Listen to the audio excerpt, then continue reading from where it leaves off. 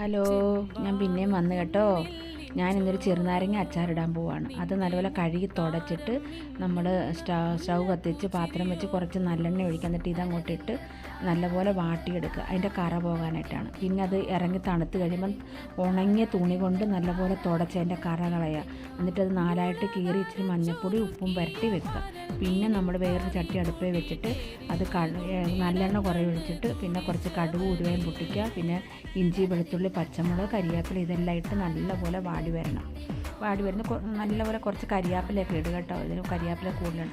പിന്നെ അതിന് വേണ്ട മുളക് പൊടി ഇച്ചിരി എരിവുള്ള മുളക് പൊടി കുറച്ച് കാശ്മീരി മുളക് പൊടികൾ മിക്സായിട്ട് അത് നല്ലപോലെ വാടി വരുമ്പോൾ കുറച്ച് ഉലുവാപ്പൊടി കായപ്പൊടി ഇതെല്ലാം ഇട്ട് നല്ലപോലെ ആ പച്ചമണം മാറിക്കഴിയുമ്പോൾ ഈ നാരങ്ങ അതിനകത്തിട്ട് അതും വാട്ടിയെടുക്കുക. എന്നിട്ട് ഇറക്കാറാകുമ്പോൾ കുറച്ച് വിനാഗിരിയും കൂടി ഒഴിച്ച് ചൂടാക്കിയിട്ട് ഇറക്കി കുപ്പിക്കകത്താക്കി വെക്കുക. നല്ലതാണിത്.